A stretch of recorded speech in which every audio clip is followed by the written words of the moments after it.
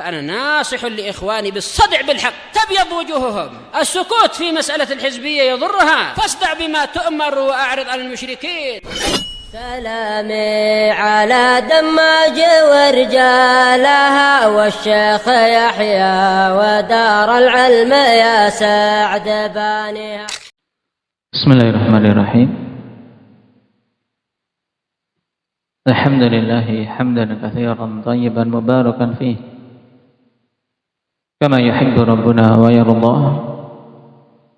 أشهد أن لا إله إلا الله وحده لا شريك له وأشهد أن محمدا عبده ورسوله صلى الله عليه وعلى آله وأصحابه أجمعين. أما بعد. Pembahasan yang lalu kita telah mengambil beberapa konsekuensi hukum dari pengkafiran. Kita mengambil 6 hukum. Apa saja Mujahid? Yang pertama,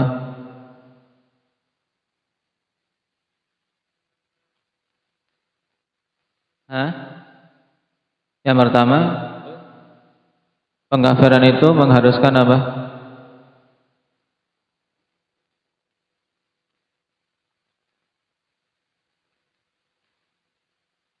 Yang pertama, wajib untuk membenci orang-orang kafir dan memusuhi mereka. Atau dengan kata lain, wajib untuk bara'. Berarti kalau kita menetapkan kafir pada seseorang, maka wajib kita bara'ah darinya. Yang kedua apa? Qadir.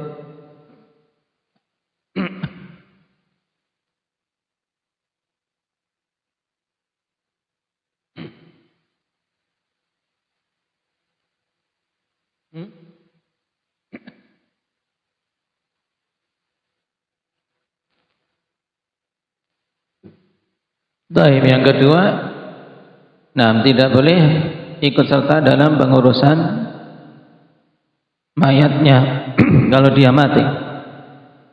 Mulai dari pengurusan kemudian juga tidak dikuburkan di pekuburan kaum muslimin, tidak diiringi jenazahnya, tidak hadir dalam penguburannya. Yang ketiga, hendak bersama hadir Fatih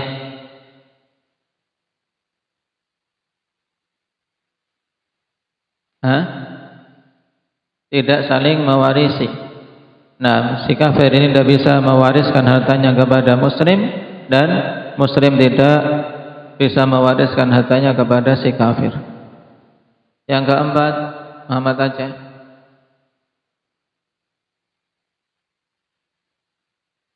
tidak boleh untuk dinikahkan dengan muslimah. Kalau dia ditetapkan sebagai kafir, tidak boleh dinikahkan dengan muslimah kalau dia laki-laki. Kalau dia perempuan, tidak boleh dinikahkan dengan laki-laki muslim. Yang kelima, dan juga akhwan, berarti kebalikannya, kalau sudah berumah tangga dan telah ditetapkan hukum kafir padanya, maka harus dipisah. Harus dipisah. Baik, yang kelima, Hamzah.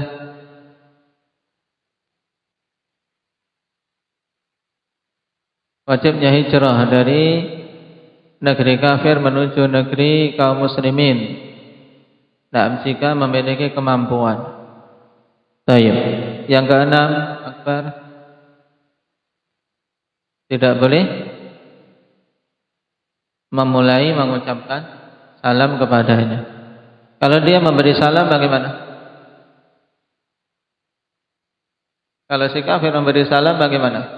Muhammad, kita balas "Ui", kita ludahi atau gimana?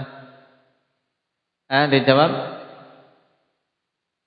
yang sepadan, dengan mengatakan wa'alaikum, atau sama-sama kalau dalam bahasa kita misalnya. Baik, dijawab yang sepadan. Tapi untuk memulai salam kepada mereka ini tidak diperbolehkan. Nah, sekarang kita masuk pada hukum yang ketujuh. Nah, antum tandai saya tempuh cara bagaimana biar apa mudah kawan ketika memurajaah cepat, apakah di garis atas dengan pena merah, poin-poinnya, nomornya, sehingga mudah dalam belajar. Catatan juga demikian, sehingga seorang murajaah itu cepat. Nah, cepat tergambarkan. Karena apa? Karena ilmu itu yang dihafal, yang terpatri di hati. Nah, bagaimana caranya? Ya kita punya metode untuk diri kita sendiri. Apakah diberi stabilo untuk memudahkan menggambarkan di benak dan seterusnya. Nah, karena kemampuan orang berbeda-beda. Sabi'an yang ketujuh, la yusaddaruna fil majalisi wa la yufsahu lahumut tariq. Nah, orang-orang kafir itu tidak boleh mereka diajukan pada majelis-majelis, tidak boleh mereka ditempatkan di depan, apalagi jadi pembicara, apalagi diberi ruang atau diberi tempat VIP dalam majelis-majelis, dimuliakan, tidak boleh. La yusaddaruna fil majalis wa la yufsahu lahumut tariq, dan juga tidak dilapangkan untuk mereka jalan, tapi diberi jalan yang paling sempitnya. Kenapa? Karena mereka makhluk-makhluk yang hina, dan juga agar merasa hina dengan kekafirannya. Diharapkan kemudian bertobat dan meninggalkan kekufuran. Wa yadullu ala dzalika hadits Abi Hurairah radhiyallahu anhu as-sabiq 'an Nabi sallallahu alaihi wasallam qala la tabda'ul yahuda wan nasara bisalam fa idza laqitum ahadahum fi tariqin fattarruhu ila adyaqih. Hadits Abi Hurairah yang telah lewat, Nabi SAW mengatakan, jangan kalian memulai orang Yahudi dan Nasara dengan salam. Kemudian kelanjutannya, apabila kalian berjumpa dengan salah seorang di antara mereka di jalanan, maka fattarruhu ila adyaqih. Nah, desaklah mereka ke sisi yang paling sempitnya. Hadits rawahu Muslim. Dan tentunya kondisi ini, ketika kondisi kaum muslimin memiliki izzah, memiliki kekuatan sebagaimana dulu pada masa-masa kejayaan Islam, di mana orang-orang kafir ahli zimmah mereka betul-betul saghar, betul-betul rendah. Naam, wahum saghirun, dalam keadaan mereka hina, rendah. Bahkan oleh Umar diberi tanda, Ahlul Dhimmah harus punya tanda, tidak boleh pakai pakaian sama dengan kaum muslimin. Jalannya pun mereka harus di pinggir, tidak boleh ke tengah-tengah, dan seterusnya. Semoga Allah Subhanahu wa taala mengembalikan izzah kaum muslimin. Wal maqsudu bil ittirab ila adyaqit tariqi an-nahyu 'anit tawsi'ati lahum 'ala wajhit takrim. Nah, ini dan yang dimaksudkan dengan desaklah mereka ke sisi jalan yang paling sempitnya, yaitu maksudnya adalah larangan dari memberikan keluasan untuk mereka sebagai bentuk pemuliaan. Jadi tidak boleh kita muliakan. Tausi'ah lahum ala wajhit takrimi wal ihtiram. Monggo silakan. Kemudian dibukakan pintu. Nah, orang-orang suruh menyingkir. Taib. Tidak boleh pada orang kafir, walaupun dia bosnya. Makanya ini termasuk musibah mereka-mereka yang bekerja di bawah bos kafir. Mau tak mau dia harus memuliakan seorang kafir, dan ini bertentangan dengan nilai-nilai akidah. Mau tak mau kan harus ikram, memuliakan. Padahal tidak boleh orang kafir dimuliakan, apalagi menyediakan tempat duduk, meluaskan majelisnya dan seterusnya. Wala yufsahu lahum wa yuqaddamuna fil murur. Tidak boleh diberi keluasan, diluaskan jalan untuk mereka, diluaskan majelis untuk mereka, dan tidak boleh dikedepankan dalam melewati suatu jalan. Dalam artian muslim suruh nanti-nanti. Ini orang kafir mau lewat, didahulukan. Ini tidak diperbolehkan. Baik. Fala yufsahu lahum ma yuqaddamuna fil mururi kama yufsahu lil muslim. Jadi tidak boleh orang kafir diberi apa? Diberi keluasan, diluaskan majelisnya, diluaskan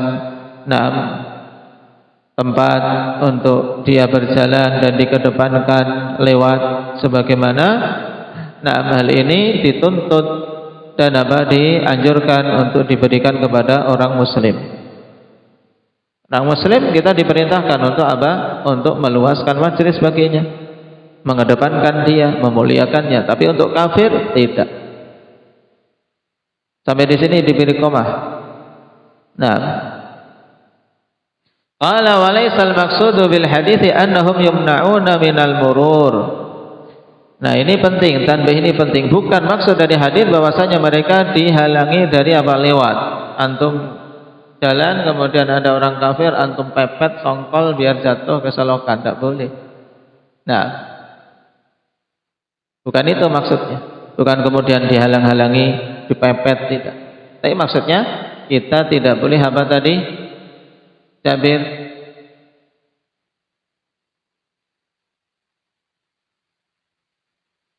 maksudnya tidak boleh apa?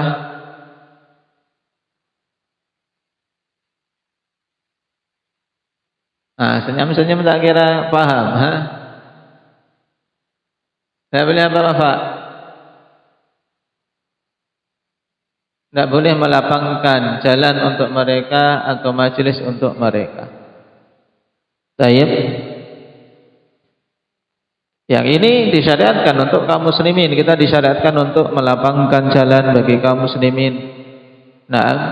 Dan melapangkan majelis. Baik. Jadi walaysal maqsudu bil hadithi annahum yumna'una minal murur bal yutrakuna liya'tu min jawanibit tariqi ihanatan lahum.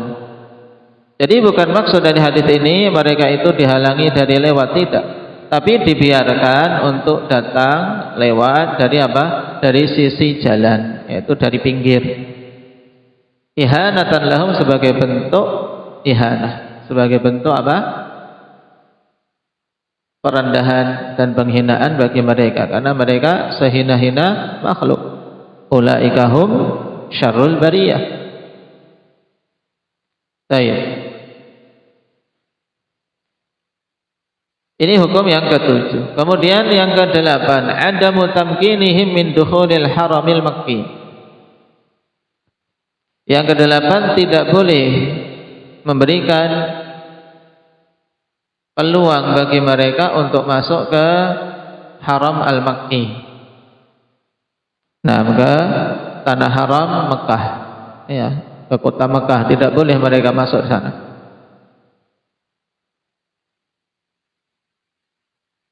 Tasi'an, hukum yang ke-9, yajibu an yukhraju min jaziratil Arab. Wajib mereka itu dikeluarkan dari apa? Dari jazirah Arabiyah. Harus dikeluarkan. Cuman sayang pada masa sekarang, wal'iyadu billah, mereka semakin banyak berdatangan dengan politik yang mereka upayakan untuk bisa masuk di negeri-negeri kaum muslimin, terutama di negeri kaum muslimin di Jazirah Arabiyah. Untuk apa? Membuat kerusakan. Keberadaan mereka di Jazirah Arabiyah saja sudah merupakan bentuk kerusakan, apalagi kemudian perbuatan-perbuatan yang mereka tunjukkan dengan para wanitanya, dengan gaya mereka, dan seterusnya. Wal'iyadu billah. Qala wa yatawalla dzalika waliyul amr, dan bertanggung jawab atas dan demikian ini waliyul amr, para penguasa, pemerintah. Semoga Allah Subhanahu wa taala berikan taufik dan hidayah kepada ulatu amril muslimin, terutama pemimpin-pemimpin Islam di negeri Arabiyah, Saudiyah, Yaman dan yang lainnya, untuk bisa menunaikan hal ini. lianna jaziratal arabi manba'ur risalati wad da'wah, dikarenakan jazirah Arabiyah merupakan manba'ur risalah, ya, sumber yang dimulainya risalah di situ. Demikian pula dakwah. Fala yajuzu an yabqa fiha dinun ghairu dinil Islam, sehingga tidak boleh untuk tetap berada di Jazirah Arabiyah itu suatu agama selain agama Islam. Dan Nabi telah bertekad untuk orang-orang Yahudi dikeluarkan dari Jazirah Arabiyah.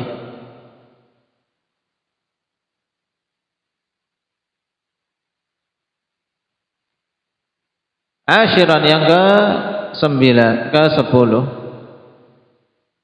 Yang ke-10, wa mimma yatarattabu ala takfiril kafirin adamu tsana'i alaihim wa madhihim. Dan di antara konsekuensi pengkafiran orang-orang kafir yaitu tidak boleh memuji dan menyanjung mereka. Tidak boleh memuji, sehingga ungkapan sebagian orang lebih baik pemimpin kafir tapi amanah daripada pemimpin muslim tapi korupsi, ini pernyataan yang berbahaya, pernyataan yang menunjukkan kebodohan terhadap akidah, pernyataan yang menunjukkan kebodohan terhadap prinsip-prinsip Islam. Bagaimana dikatakan seorang kafir itu memiliki amanah? Tidak ada amanah pada orang kafir, sebab amanah utama untuk hidup saja dari Allah mereka tidak tunaikan. Mereka diamanai untuk beribadah kepada Allah, tapi mereka malah kufur dan syirik. Tidak boleh memuji mereka. Nah, pada bos kafir dipuji, nah, dan seterusnya, ini tidak diperbolehkan. Balla budda an nadhummahum li kufrihim billahi azza wa jalla. Bahkan harus kita mencela mereka karena kekufuran mereka kepada Allah. Ini. Jadi kita mencela mereka karena kufurnya mereka kepada Allah. Kita benci pada mereka karena mereka kufur pada Allah.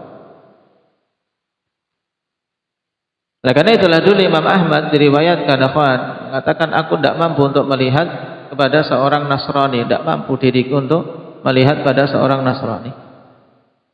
Kenapa? Karena begitu bencinya beliau, bagaimana aku bisa melihat pada seorang yang meyakini bahwasanya Allah punya anak? Dan karena saking kuatnya pengagungan terhadap Allah pada imam ini, ketika melihat orang yang sangat zalim kepada Allah, kurang ajar pada Allah, menyatakan Allah punya anak, ini tidak mampu untuk melihat. Nah, baik. Al-hadi asyar, yang ke-11, tahrimut tasyabbuh bihim fi libasihim wa awaidihimul khassah. Haramnya tasyabbuh terhadap mereka pada pakaian mereka dan adat istiadat mereka secara khusus. Demikian pula wat tasyabbuh bihim fi ibadatihim asyaddu wa afdha. Dan diharamkan untuk tasyabbuh pada peribadatan mereka ini lebih keras lagi dan lebih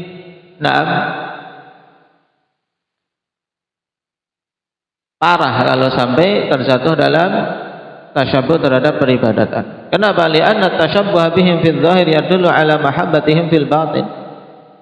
Karena bentuk penyerupaan pada hal-hal yang lahiriah yang nampak itu menunjukkan kecintaan pada batinnya. Fal muslimu la budda an ya'tazza bi dinihi wa la yatashabbahu fil kuffar. Nah, bil kuffar ini seharusnya. Fal muslimu la budda an ya'tazza bi dinihi wa la yatashabbaha bil kuffar. Nah, maka seorang muslim wajib untuk mulia dengan agamanya dan tidak boleh dia tasyabbuh dengan orang-orang kafir. Ini jelas. Fayadullu ala dzalika qaulun Nabi sallallahu alaihi wasallam man tashabbaha biqaumin fahuwa minhum rawahu Ahmad wa Abu Daud wa shahahu Al-Albani. Nah, hadis yang masyhur, siapa saja menyerupai suatu kaum maka dia termasuk golongan mereka. Ada berapa hukum berarti ini semuanya? Nasrul 11. Ingat-ingat, dari sekian hukum yang banyak. Nah, hukum yang menjadi konsekuensi pengkafiran orang kafir. Baik. Sekarang masalah berikutnya, masalatun ahkamun yajuzu ta'amul fiha ma'al kuffari ma'a takfirihim. Ketika kita mengetahui konsekuensi hukum yang disebutkan 11 di sini, bukan berarti tidak boleh sama sekali muamalah dengan orang-orang kafir. Di sana ada hal-hal yang diperbolehkan untuk kita bermuamalah dengan orang-orang kafir. Terus apa saja? Perkara yang boleh seorang muslim muamalah dengan orang-orang kafir bersamaan dengan penetapan dia itu kafir. Qala hunaka ahkamun yajuzu muzawalatuha ma'al kuffar. Di sana ada hukum-hukum yang boleh untuk dilakukan bersama dengan orang kafir. Li'annaha laysat minal muwalah awil mahabbati lahum. Dikarenakan perkara itu bukan masuk dalam kategori berwala. Ini kaidahnya ini, akhwan. Perkara-perkara yang kita boleh bermuamalah dengan orang-orang kafir yaitu berarti perkara-perkara yang tidak masuk dalam kategori apa? Wala dan kecintaan untuk mereka. Yang bukan masuk kategori loyalitas dan mahabbah, kecintaan pada orang-orang kafir. Wa innama hiya minal umuril mubahah wal manafi'il mushtarakah. Hanyalah perkara ini masuk kategori hal-hal yang sifatnya mubah, hal-hal yang sifatnya boleh dan kemanfaatan bersama. Seperti jual beli, itu kan mubah dan kemanfaatan bersama. Dia dapat manfaat, kita juga dapat manfaat ketika jual beli dengannya. Faminha ma yali, di antaranya hukum yang diperbolehkan sebagai berikut. Awalan, yang pertama, yajuzu an nata'amala ma'al kuffari bit tijarah. Boleh kita bermuamalah dengan orang-orang kafir dengan tijarah. Apa makna tijarah, Umar? Jual beli. Fanabi'u wa nashtari minhum, sehingga kita menjual dan membeli dari mereka. Boleh. Tapi dengan syarat. Apa syaratnya? Bi syarti alla yakuna al-bai'u wasyira'u fi syai'in haram. Ya, dengan syarat jual beli itu bukan pada perkara yang haram. Contohnya apa? Jual beli yang haram yang tidak boleh. Habib,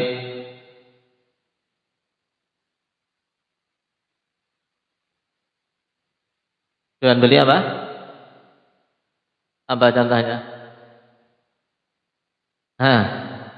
Kucing masih khilaf. Yang jelas-jelas ijma' saja. Anjing, babi misalnya. Jual beli babi, khamar, ganja, dan seterusnya. Baik. Kalahmil khinzir, seperti daging babi misalnya. Atau muamalah tersebut au yufdi ila muharramin ka bai'ihi mustilah fi waqtil fitnah.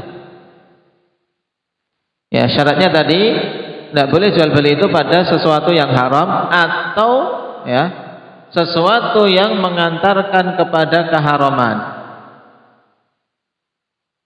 Jadi perkara itu haram, tidak boleh diperjualbelikan pada orang kafir. Atau perkara itu asalnya halal tapi bisa mengantarkan pada keharaman, itu juga tidak boleh. Seperti menjual kepada mereka senjata di saat fitnah. Ini kan mengantarkan pada keharaman. Bihaitsu qad yasta'milunahu diddal muslimin, karena bisa saja terkadang mereka menggunakannya untuk melawan kaum muslimin. Ini jelas. Jadi jual beli boleh, tapi dengan syarat dua ini. Barangnya bukan barang yang haram dan tidak mengantarkan kepada keharaman. Thaniyan, yang kedua, yajuzu an nastafida min khibratihim wa nastajirahum lil qiyami bi a'malin laisa indal muslimina man yaqumu biha.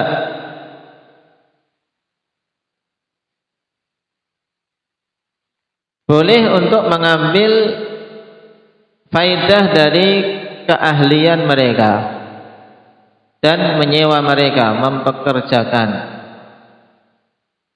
Ya, punya keahlian dipekerjakan untuk melakukan pekerjaan-pekerjaan yang tidak ada yang mampu di sisi kaum muslimin. Ya, dia dipekerjakan tapi dia posisinya sebagai pekerja, disewa. Nah, ini boleh untuk mempekerjakan orang kafir ketika tidak didapati kaum muslimin yang mampu untuk menunaikannya. Baik. Tapi dengan syarat. Berarti kan syaratnya bisyarti alla numakkinahum min asrarina. Dengan syarat kita tidak memberi peluang untuk dia mengetahui rahasia-rahasia kaum muslimin.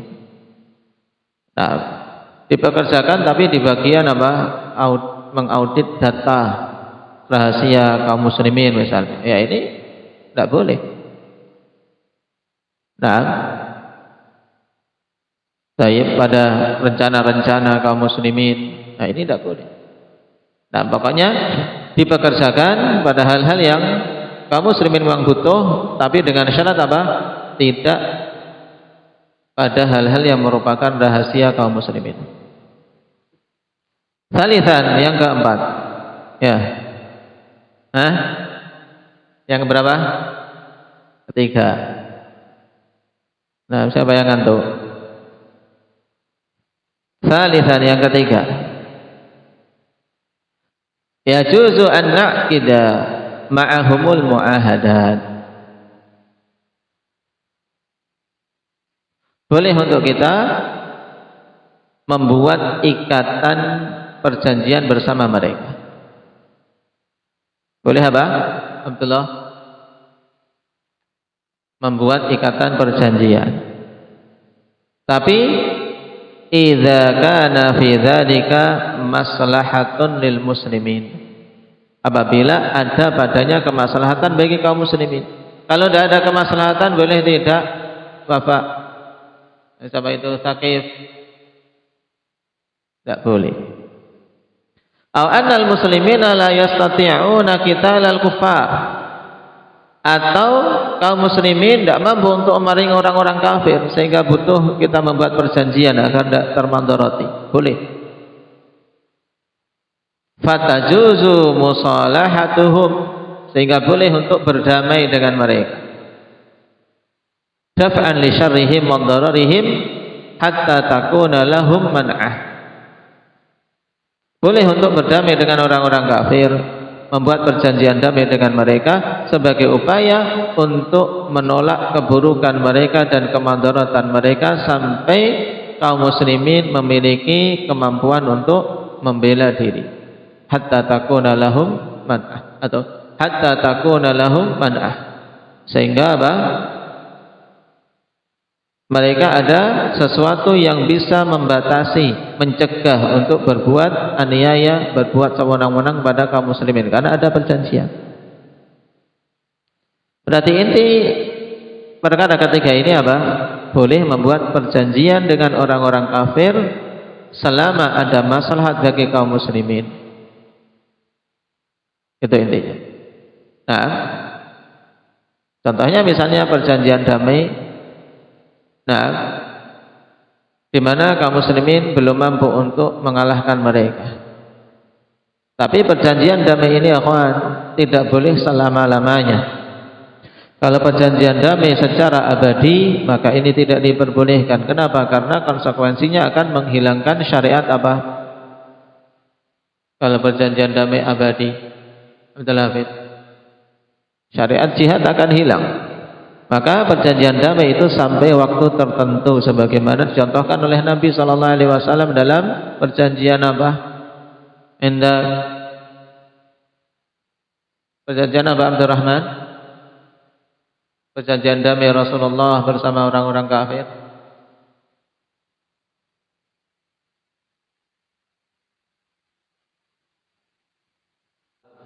Nah, dalam perjanjian Hudaybiyah untuk berdamai, tidak saling menyerang. Nah, selama 10 tahun. Baik. Rabi'an, yang terakhir, yajuzu an nukafi'ahum idza ahsanu ilaina min babil mukafa'ati faqat lal mahabbah. Ini penting. Yang keempat, boleh untuk kita apa? Membalas mereka apabila mereka berbuat baik kepada kita. Jika mereka berbuat baik kepada kita, boleh kita membalasnya, karena ini sifat muslim. Dan juga kita membalasnya sebagai bentuk dakwah, bahwasanya dalam Islam ya kebaikan dibalas dengan kebaikan. Tapi apa? Mimba bil mukafa'ah faqat, sebagai upaya membalas baik kebaikan saja. Lal mahabbah, bukan untuk apa? Masuk pada perkara saling cinta mencintai, tidak.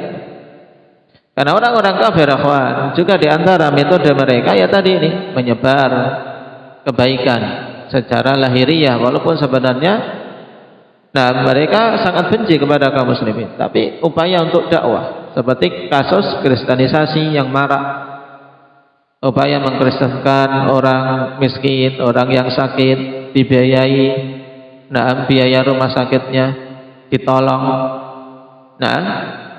Untuk apa? Untuk mengambil hatinya agar mencintai orang sakit. Saya sama kaum muslimin saja tidak diurus, tapi sama orang Kristen diurus. Akhirnya tumbuh cinta pada orang kafir. Akhirnya masuk ke agama kekafiran. Ini tidak boleh sampai tingkatan ini, tapi sekedar balas kebaikan. Mereka berbuat baik, dibalas dengan kebaikan, dengan tetap membenci dan sampai tertarik hatinya mencintai mereka. Ini 4 hukum yang disebutkan dari hal-hal yang diperbolehkan dalam muamalah dengan orang-orang kafir. Barakallahu fikum. Ingat-ingat, walhamdulillahirabbil alamin.